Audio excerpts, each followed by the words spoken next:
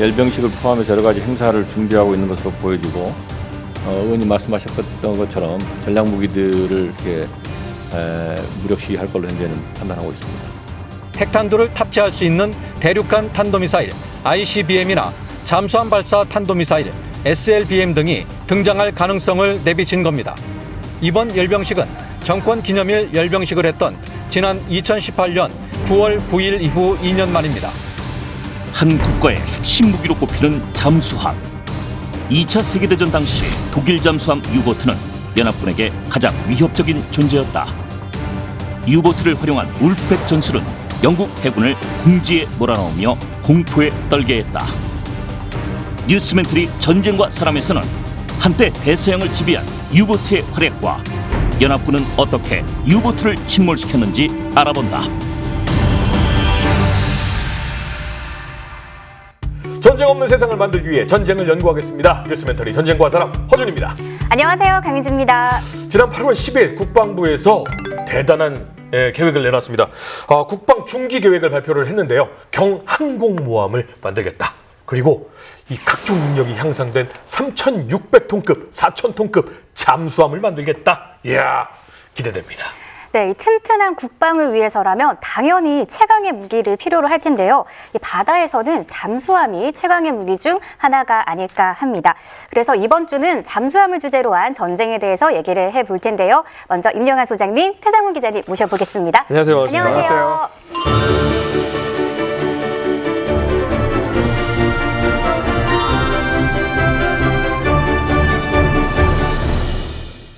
오, 기자님도 잠수함 타보셨나요? 타보긴 타봤는데요. 네. 지금 작전을 하는 현대 잠수함을 타보지는 못했고요.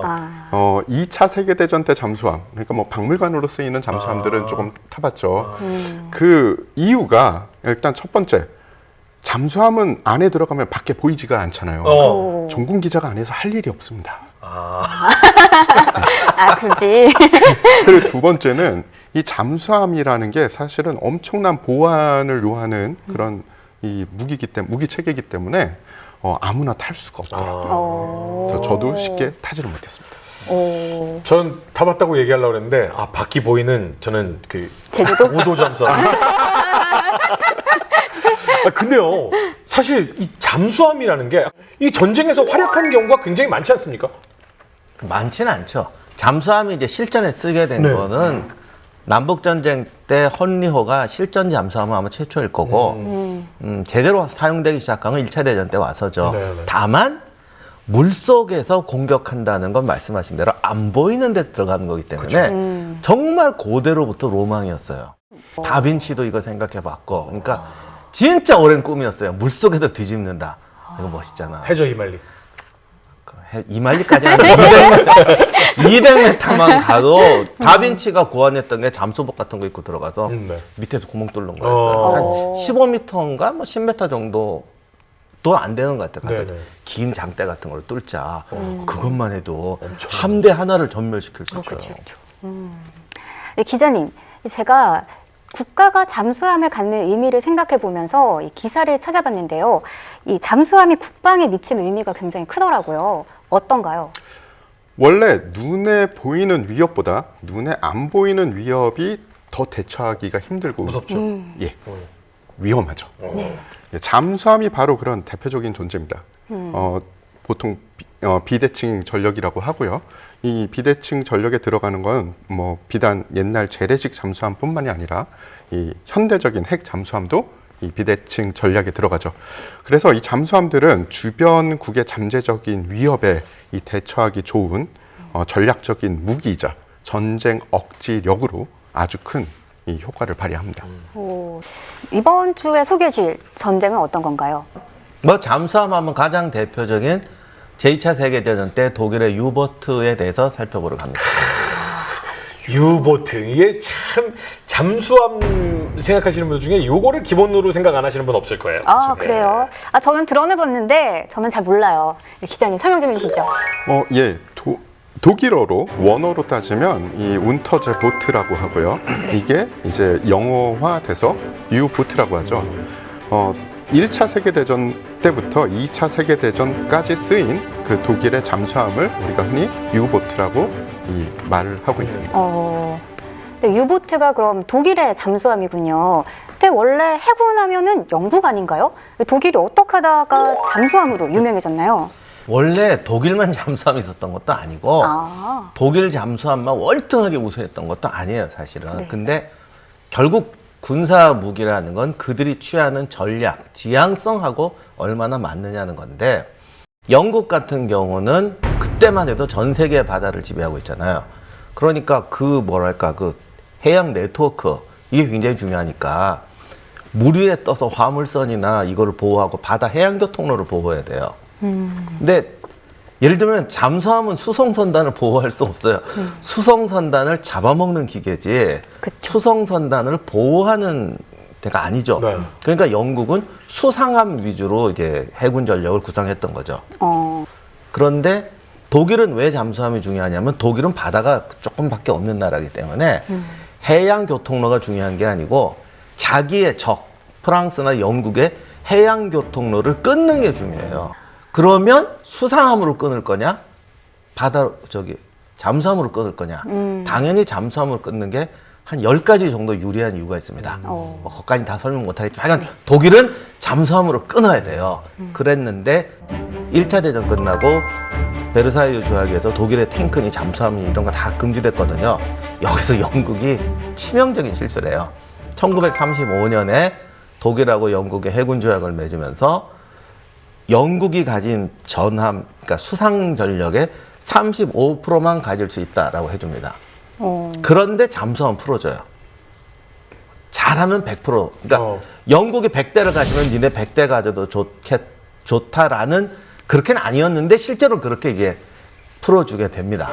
그때부터 독일이 이제 마음껏 잠수함 전력을 키우게 되는 거죠. 그럼 영국으로서는 뭐 독일을 그냥 둘 수도 없고 또 그렇다고 무조건 막을 수도 없으니까 대안을 제시했던 것 같은데, 그럼 당시에 영국과 독일의 해군 전력은 어땠나요? 그러니까 일단 수상 전력은 영국을 따를 수가 없어요. 이게 단순히 배의 톤수가 문제가 아니라 결국 바다에서 항해를 해봐야 되는데 영국 해군은 수백 년 동안 바다를 돌아다니고 있고 독일군은 연안 그 겨울이면 얼어붙는 발틱해 뭐 그거밖에 없어요. 그러니까 아무리 배가 좋아도 상대가 안 돼요. 그리고 가장 중요한 게 독일은 영국 해군을 경멸시키는 게 아니라 수송선단을 끊어야 되거든요. 그래서 잠수함으로 가기 시작했던 거죠.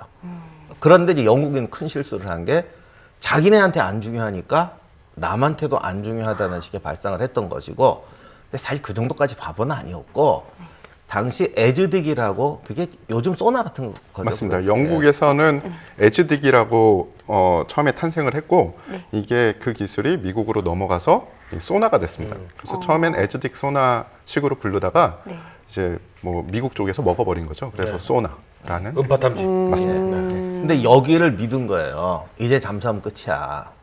이거면 다 잡을 수 있어. 근데 그것도 웃기는 게 전혀 못 잡거든요. 그러니까 소문을 막 냈어요. 이제 잠수함의 시대는 끝났다. 그러면 독일이 못 덤빌 거라고 생각한 거죠. 근데 여기서 큰 실수한 게 있지. 왜냐하면 결국 모든 전술은 액션 리액션이에요. 내가 아무리 내가 아무리 훌륭한 무기를 가져도 저쪽은 생존이 걸린 거라면 뚫어야 돼요. 독일은 어차피 전쟁을 하게 되면 잠수함으로 영국의 수송선단을 끊기 전에는 절대로 승리할 수 없어. 그럼 무조건 뚫어야 되는 거야. 그 노력을 경시한 거죠. 근데 유보트가 제일 처음 이제 독일에서 탄생을 하고 활약을 한 건 제2차 세계대전이잖아요. 그러면 목적이 딱 있을 거 아닙니까? 그러면 유보트의 딱 목적은 상선 파괴, 이게 제일 목적입니까? 상선 파괴라기보다는 결국 이 해상 네트워크를 끊어버리고, 영국은 자원이 없는 나라잖아. 그러니까 그 들어오는 보급선을 다 끊어버려서 고립시켜버리는 게 중요했죠. 그러면 그 전략을 수행하기 위해서 전술도 많이 계획을 하지 않았을까요? 네, 여기 하나 더 중요한 건데, 잠수함으로 공격한다만 중요한 것이 아니고, 네. 그건 이미 1차 대전 때 해봤잖아요. 네. 했더니 고생을 하다가 이 영국 쪽에서 만들어낸 게 호송선단 제도였어요. 네. 그러니까 팀으로 다니는 거예요. 네. 여기에 사실 유보트 공격이 무력화됩니다. 네. 여기서 전쟁이 끝나버려요, 사실은. 그러니까 독일 유보트 전략의 또 하나는 저 호송 선단제를 어떻게 파괴할 것이냐. 여기에 굉장히 집중을 하게 되고 여기서 만들어낸 게 소위 울프팩 전술입니다. 울프팩. 2차 세계대전 초기에 유보트의 사실 그 작전 가능한 유보트의 숫자가 그렇게 많지 않았습니다. 적었죠. 네. 예. 그래서 게다가 이 대서양에서 작전을 하다 보니까 그 넓은 바다에 몇 대 안 되는 유보트가 뿌려져 있으니 제대로 된 결과를 이루지 못했죠. 하지만 이 킨터프린 대위가 스키퍼 플로우라는 곳에서 영국 전함을 격침시키는 기습 작전을 성공을 시키죠. 그리고 아주 유유히 빠져나옵니다. 그리고선 이거를 대대적으로 선전을 하게 되죠. 여기에 고무된 히틀러가 그러면은 우리가 충분한 지원을 해주겠소. 그래서 유보트의 수량을 당신이 원하는 대로 만들 수 있게 해주겠다고 약속을 하게 돼요. 그러면서 유보트의 전력이 강화되죠. 그 전에도 울프팩 작전을 하고 싶었지만 유보트의 이 척수가 그렇게 많지 않았기 때문에 효과적인 울프팩을 수행할 수가 없었죠. 하지만 이제 이 히틀러의 이 전폭적인 지지하에 유보트의 척수가 많아지면서 울프팩 작전을 제대로 수행할 수 있게 됩니다. 아니 근데 아까부터 자꾸 울프팩 하시는데 울프가 뭐 늑대인가요? 이게 울프팩이라고 하는 건요. 말씀하신 게 딱 맞아요. 늑대 떼 혹은 이리 떼라고 하죠.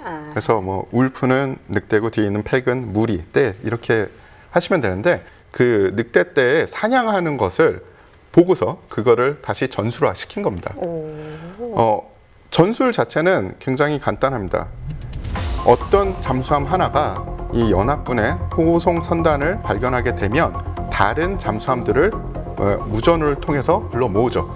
그러면 한 척은 뒤에서 쫓아가고 나머지 유보트들은 자기네들이 공격하기 제일 좋은 위치에 제 위치를 선점하고 기다렸다가 그러니까 호송 선단의 방어가 좀 취약하거나 아니면 자기가 공격할 최고의 때가 됐다. 그러면 뚫고 들어가서 이제 공격을 하는 겁니다.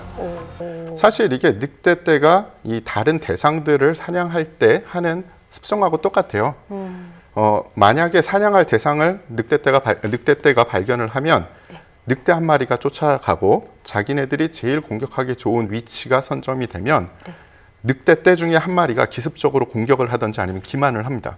그러면 상대의 진열이 허물어지겠죠. 그러면 다른 늑대들이 계속 공격을 하면서 이제 정과를 확대를 하는 거죠. 이 전술을 그대로 잠수함으로 옮겨왔다고 생각을 하시면 되죠. 네. 근데 지금 말만 들으면 유보트 뭐 천하무적이다라는 뭐 그런 느낌까지도 드는데 세상에 단점 없는 게 어디 있습니까? 유보트도 단점은 있었죠. 이게 단점보다 이제 더 중요한 게 말처럼 쉽지가 않다는 거죠. 그러니까 엄청 힘들어요. 네. 그러니까 이 넓은 바다에서 말처럼 쉬운 게 아니에요. 일단 이걸 하기 위해서는 무전을 보내야 되는데 잠수함끼리 통신하는 것도 보통 문제가 아니었고 사실은 독일군이 이 전술을 개발하면서 엄청나게 실험도 많이 하고 실전이 벌어지면 바로 원래 잠수함 무전으로 치면 안 돼요. 위치가 발각나니까. 그럼에도 불구하고 반드시 보고서를 보내게 했어요. 받아서 바로 분석해서 전술에 반영하고 이렇게 하는데 그 넓은 바다에서 이론적으로는 찾아도 불러 모으면 되는데 호송 선단은 바본가. 걔들도 지그재그로 움직여요. 그러면 이 위치를 추론을 해야 돼요. 그럼 저 멀리서 왔는데 실제로 유보트보다 선단이 빨라요. 어떤 의미 느리기도 하지만 그러면 이쪽 저쪽 가면 또 예상 2, 3 지점에 다 탐지해야 되고 찾아도 조류라든가 바람이라든가 기타 등등 때문에 제대로 된 포지션을 잡아야 제대로 공격을 할 수가 있습니다. 그러니까 말처럼 쉬운 게 아니에요. 이렇게 가만히 서 있는 애라면요, 빙빙 돌다가 여기가 좋겠다 하지만 이렇게 지그재그로 움직이는 애를 조류를 피해가면서 이렇게 해야 되니까 그렇다고 뭐 유보트 선단이 한 수십 개 깔아놓고 야 그쪽으로 간다, 뭐 이쪽으로 간다 이런 수준도 아니니까 함장들이 그런 거를 파악하고 포지션 잡는 게 엄청나게 힘든 거였어요. 결국 그 어려운 거를 해낸 게 이 유보트의 울프팩이었는데 이게 얼마나 무시무시했냐면 이런 기록이 있습니다. 나를 정말 두렵게 한 가지는 유보트다. 이 누가 얘기한 건 줄 아세요? 윈스턴 처칠입니다. 그러니까 영국의 최고 위치에 있는 사람이 가장 두려워한 것이 유보트였다. 이런 말인데 아니 이게 정말 무서운 결과를 내긴 냈었죠? 사실 그 말은 처칠이 좀 잘난 척하려고 하는 뜻도 있어요. 아 그래? 이런 왜냐하면 유보트를 아니 유보트의 위험을 제일 강조했던 사람이 자기였거든. 근데 그러니까 봐라 내 말 맞지 않냐. 아 여기서 너 말 틀렸지 바보지 이렇게 하는 게 아니라 내가 이것 때문에 밤잠을 못 자고 나라가 망하는 줄 알았다. 나야 나. 다른 사람들은 뭐 한 거야? 근데 사실 그 얘기에는 정치적인 이 포석도 있었어요. 사실 유보트가 되게 많은 활동을 했고 그리고 성과를 내기도 했습니다. 네. 하지만 이 연합군들도 손을 놓고 있지는 않았어요. 정말 엄청난 속도로 붕어빵을 찍듯이 수송선을 엄청나게 만들어냈기 때문에 침몰되는 그 척수보다 만들어내는 척수가 더 많았습니다. 그런데 네. 영국 쪽에서는 사실은 이 독일에서 수송선단 중에 몇 척을 격침을 시키면 굉장히 과장되게 이 프로파간다를 만들죠. 광고를 합니다. 아, 우리 독일 해군이 이렇고 이제 니네들 뭐 식량하고 유류가 끊길 날이 얼마 남지 않았어. 막 이렇게 선전을 하면 영국에서는 사실은 그게 진실이 아닌데도 가만 놔두는 거죠. 왜냐하면 이래야지 이 국민들을 더 전시에 이끌어가고 통제하기가 쉬웠거든요. 그리고 그 독일의 이 주장이 사실이 아니다라고 얘기하는 순간 독일의 정가를 어떻게 보면은 우리가 확인해주는 결과가 그렇죠. 되는 거예요. 그래서 그때 당시에 어떤 이야기가 있었냐면 영국 시민들 사이에서는 유보트가 유조선들을 너무 많이 격침시켜서 우리 이제 유류 파동이 있을 거야. 아 기름이 모자랄 거야. 그런 루머가 있었는데 전쟁이 끝날 때까지 그런 일은 없었습니다. 그러니까 결과적으로는 부시는 것보다 만들어내는 게 훨씬 더 빠른 상태였기 때문에 뭐 물자 부족 현상은 없었지만 영국이 그런 것을 정치적으로도 이용을 하고 근데 중요한 건 실제 전과는 어마어마하게 올린 게 유보트였죠. 그러니까 그게 말씀하신 대로 이제 우리가 숨이 넘어갈 수준이다. 물론 한때 그런 정말 위험한 적도 있었는데 그 정도까지는 아니지만 그렇다고 해서 희생이 절대 적다고는 할 수 없어요. 그렇죠. 그래서 이것도 이제 서로 이제 또 인풋 아웃풋이기 때문에 몇 번의 굴곡이 있는데 최초의 그 유보트 황금기라고 그러죠. 1940년 6월부터 10월 사이. 왜냐하면 이 유보트도 바람이 세지면 못 다니기 때문에 이게 또 기간이 있습니다. 최초의 황금기 때는 엄청났죠. 6월 한 달 동안에 58척, 7월에 38척, 8월에 56척, 9월에 59척, 10월에 63척. 이래가지고 뭐 이게 35만 2천 톤, 100만 이게 몇백만 톤의 침몰을 해버렸어요. 언뜻 그냥 대충 계산해도 하루에 한 2척씩 떨어진 건데요. 배가 침몰하는 것보다 더 중요한 게 승무원들이 죽는 거예요. 그렇죠. 옛날에는 지금하고 달라서 화물선에 많이 탑니다. 네네.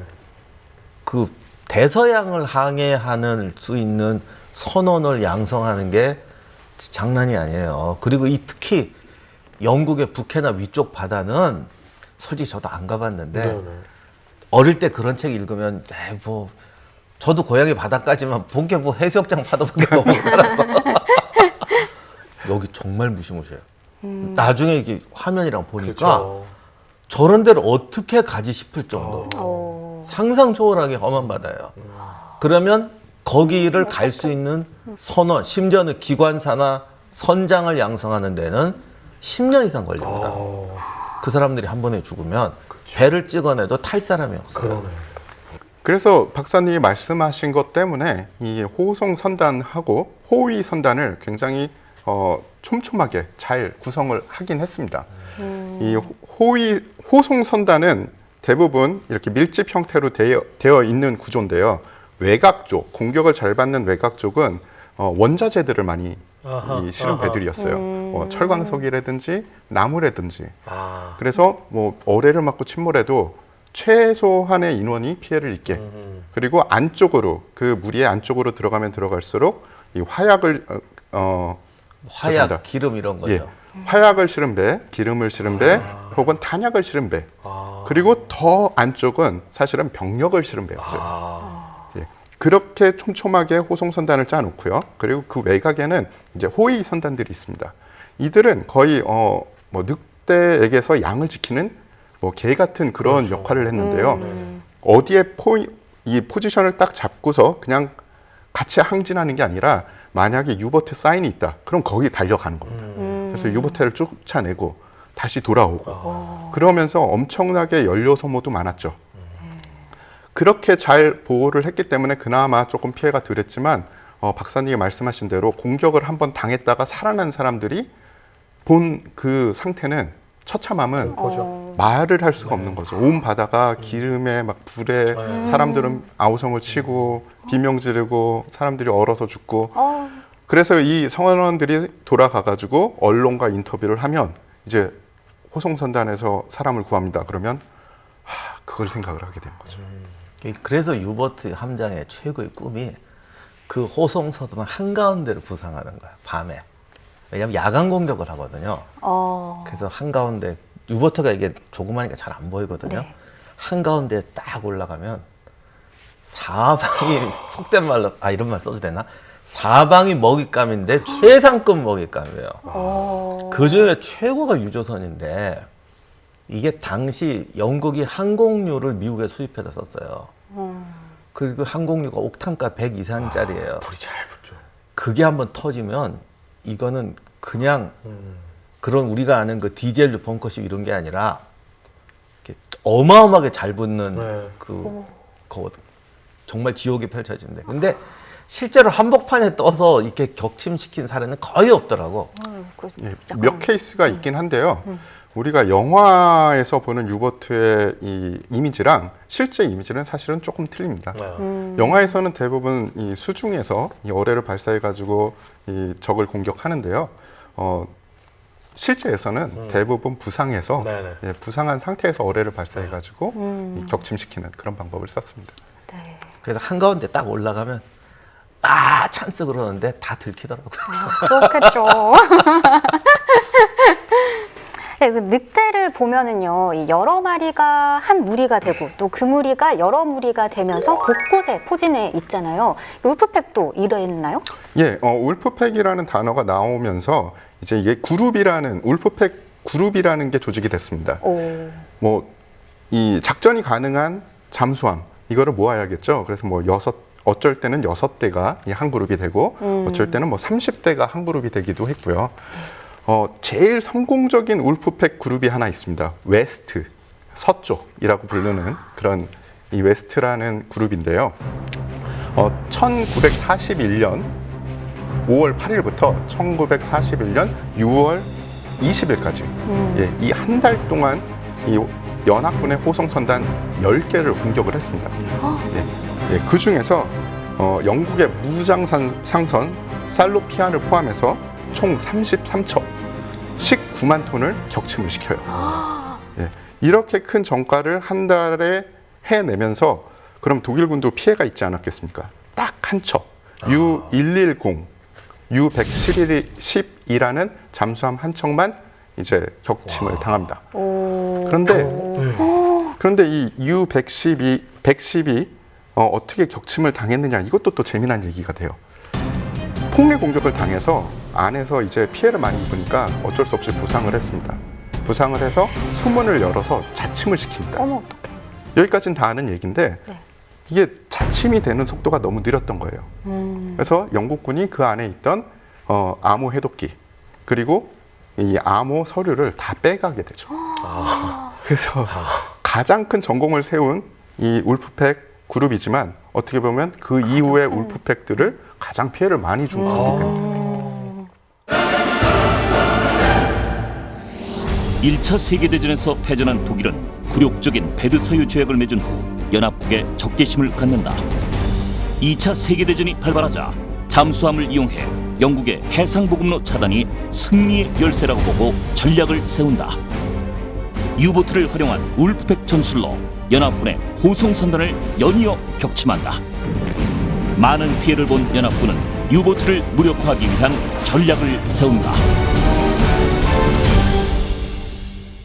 그러니까 가장 활약을 많이 하고 가장 그 후세에 피해를 많이 준 게 서쪽 울프팩이었네요. 네. 근데 연합군이라고 이렇게 속수무책으로 계속 당하고 있지는 않았을 거 아닙니까? 네. 유보트를 무력화시키는데 몇 가지가 있습니다. 이제 첫째가 아까도 말씀하셨던 상선, 그러니까 침몰하는 배보다 더 많이 찍어내면 되지 않느냐. 여기서 이제 또 미국이 등장하는데 네. 리버티함이라는 걸 만들어요. 네. 이 원래 배는 영국 배인데 네. 그거를 모델로 잡아다가 요즘 말하는 모듈식 공법 같은 걸 해가지고 뚝딱뚝딱 만들어 붙이는 네. 거죠. 우와. 하지만 엄청나게 빨리 만들어가지고 이 배를 선택한 이유가 직선이 많기 때문이래요. 그냥 갖다 붙이기 좋으니까. 그건 다시 말하면 바다에 나가면 좀 고생한다는 거죠. 그러나 지금 고생이 중요한 게 아니에요. 그렇죠. 그래갖고 엄청나게 했는데 이게 18,000톤 정도 화물을 적재하는데 건조 속도가 최고 신기록은 80시간 만에 한 척 만들었다는 기록도 있어요. 한 1년에 거의 600척에 달하는 배를 이건 찍어내는 거죠. 찍어내네 진짜. 근데 웃기는 게 그 당시 왜 그 컨베어 이런 거 미국이 잘했잖아요. 네.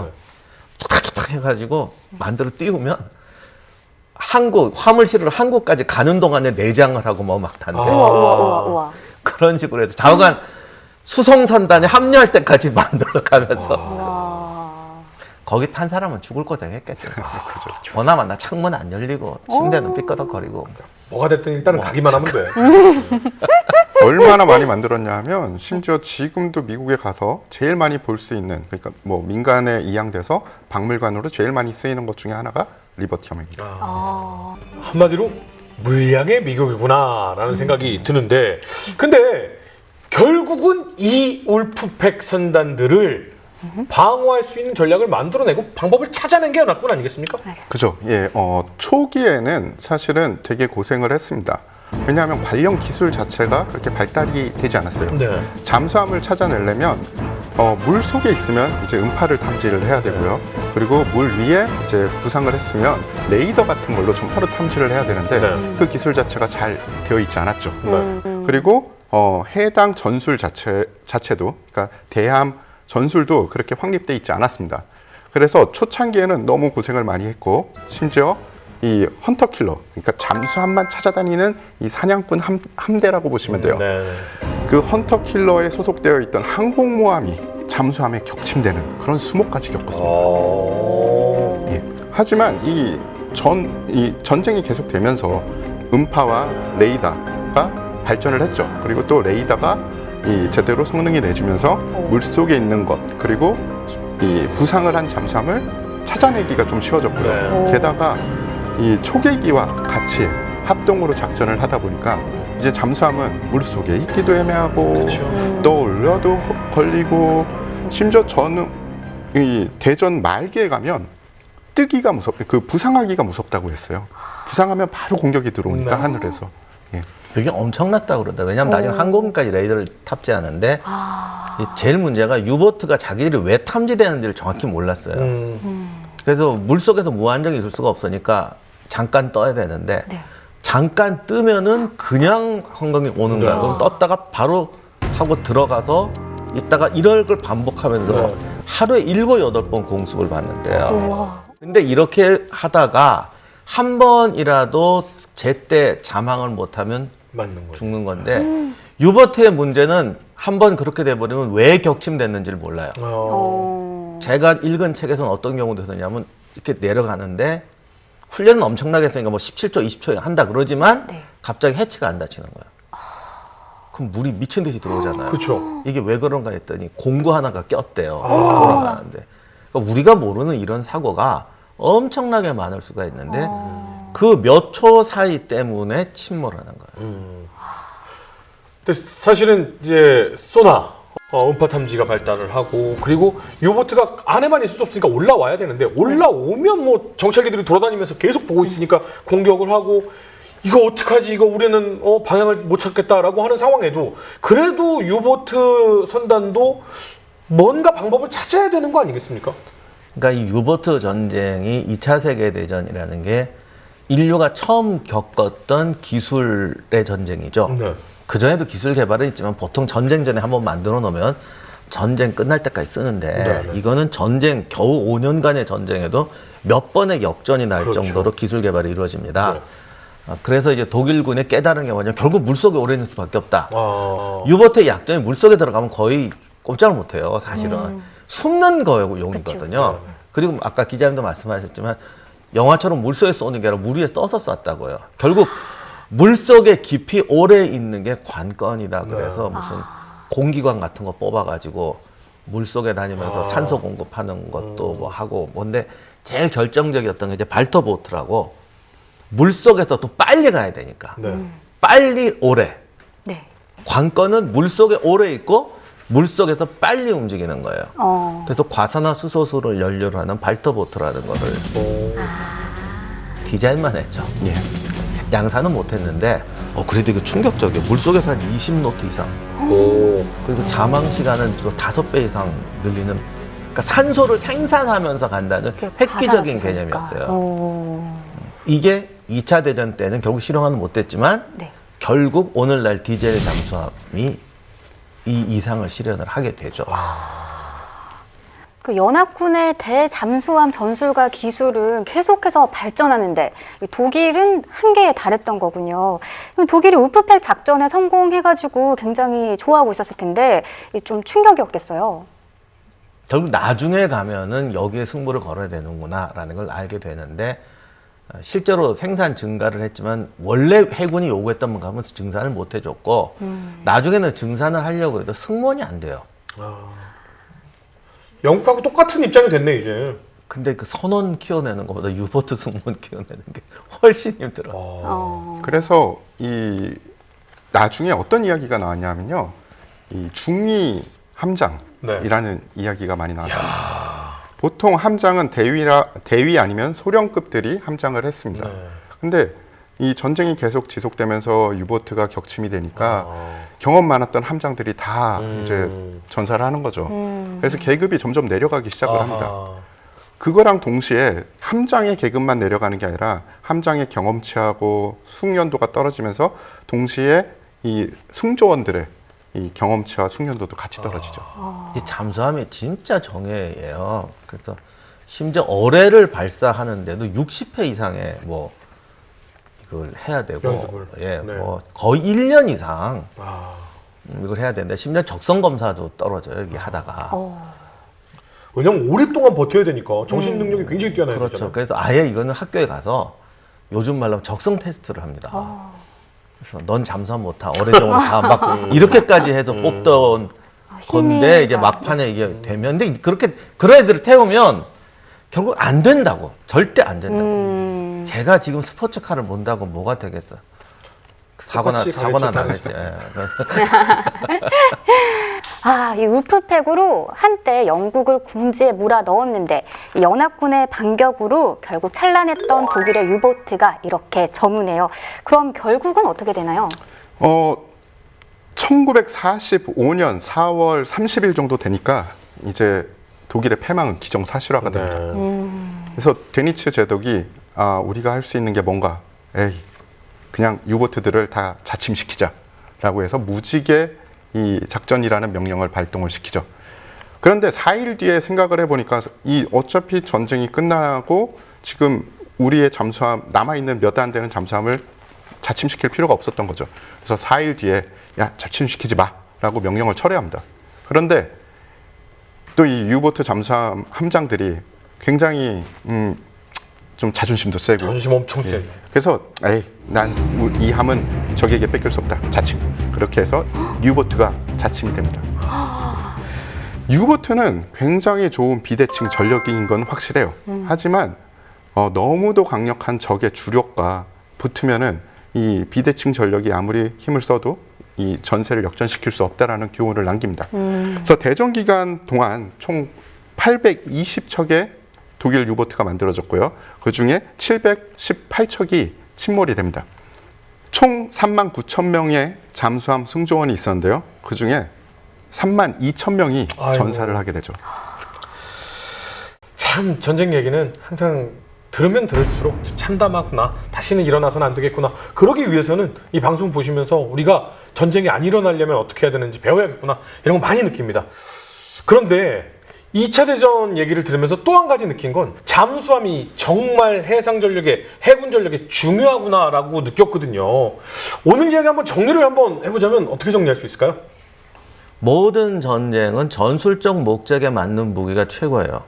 그러니까 유보트의 교훈은 비록 독일이 승리하지는 못했지만은 연합군에게 지금까지도 이렇게 공포의 대상으로 남아있는 것이 독일이라는 나라가 가진 전쟁 수행 목적과 그 주변국의 상태를 봤을 때는 이것이 가장 적절한 전략이었고 거기에 합당한 무기였다. 이게 유보트의 교훈이에요. 그래서 우리가 어떤 무기가 좋은가를 할 때 가장 착각하는 게 이게 세 보인다, 멋있다, 이게 절대 아니에요. 우리가 추구하는 특히 주변국과의 상대성 속에서 우리가 추구하는 목표가 무엇이냐, 거기에 가장 합당한 게 무엇이냐, 거기에 가장 합당한 전술이 무엇이냐를 찾는 거야지.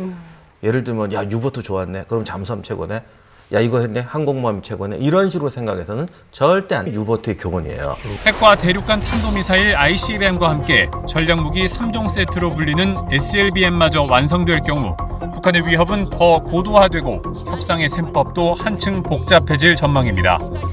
국방부는 이와 함께 3,600톤급과 4,000톤급 잠수함 건조도 추진하겠다고 밝혔습니다. 특히 4,000톤급 잠수함은 핵 추진 잠수함이 될 가능성도 있습니다.